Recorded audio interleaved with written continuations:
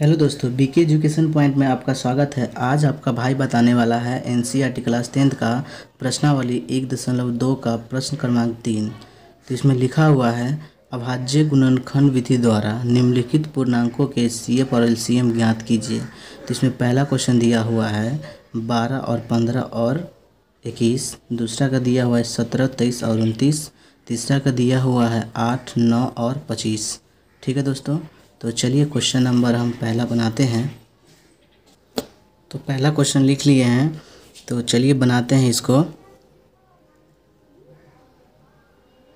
यहाँ पर इसका अभाज्य गुणनखंड करना है 12 का और 15 का और 21 का। ठीक है,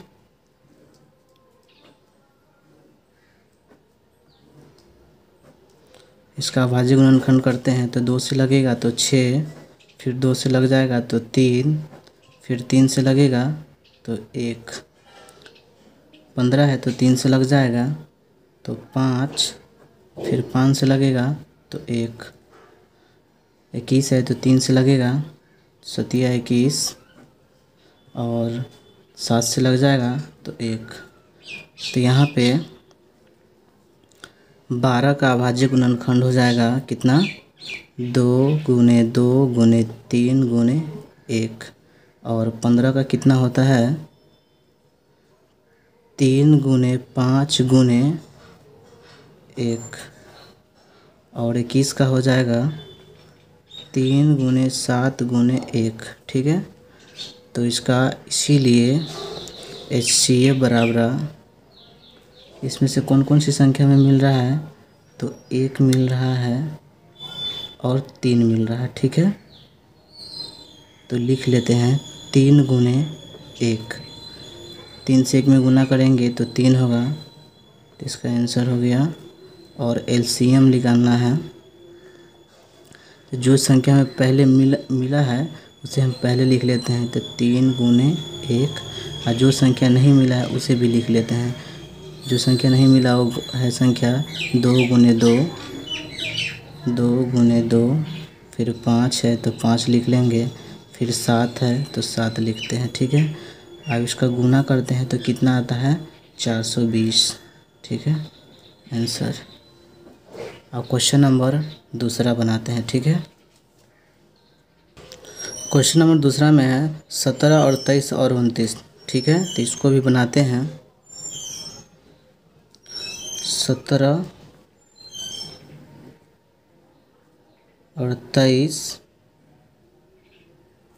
और 29 का क्या करना है, अभाज्य गुणनखंड करना है। 17 है तो 17 से लग जाएगा, क्योंकि और फिर 17 से लगेगा, सॉरी दोस्तों 1 हो जाएगा। फिर 23 है तो 23 से लगेगा, क्योंकि 23 ऐसा संख्या और 17 29 ऐसा संख्या है जो सिर्फ 17 ही से लग सकता है। और 23 है तो 23 से लगेगा, और 29 है तो 29 से लगेगा। ठीक है, और 29 है तो 29 से लग जाएगा तो 1 होगा। ठीक है, तो यहाँ पे 17 का अभाज्य गुणनखंड हो जाएगा 17 गुने 1, और 23 का हो जाएगा 23 गुने 1, और 29 का भी हो जाएगा 29 गुने 1।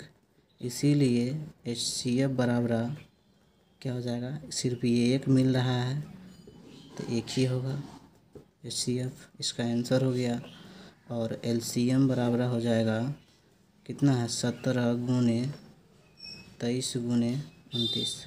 इसका क्या करना है, आपको गुना कर देना है। तो गुना आप करते हैं तो आपका आता है 11,339। ठीक है दोस्तों, अब क्वेश्चन नंबर तीसरा बनाते हैं। क्वेश्चन नंबर तीसरा है 8, 9 और 25। ठीक है, तो इसको भी बनाते हैं। इसका अभाज्य गुणनखंड यहाँ पे कर लेते हैं, 8 का 9 और 25 का।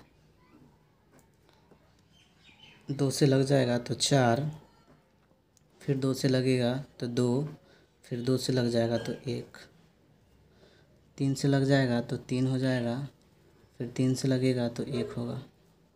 25 है तो 5 से लग जाएगा तो 5, फिर 5 से लगेगा तो 1। तो 8 का अभाज्य गुणनखंड कितना होता है? 2 गुने 2 गुने 2 गुने 1। और 9 का कितना होगा? 3 गुने 3 गुने 1। और 5 25 है तो 25 का भी हो जाएगा 5 गुने 5 गुने 1। ठीक है दोस्तों।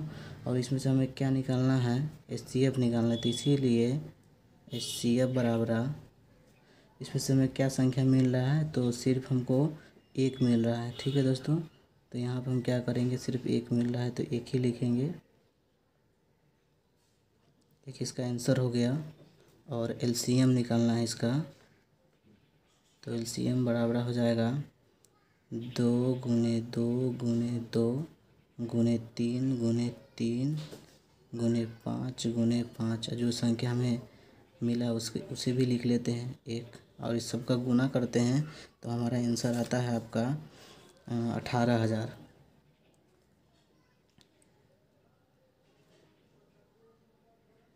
ठीक है दोस्तों, एक क्वेश्चन बन चुका है। तो चलिए अगला क्वेश्चन में मिलते हैं, चौथा में।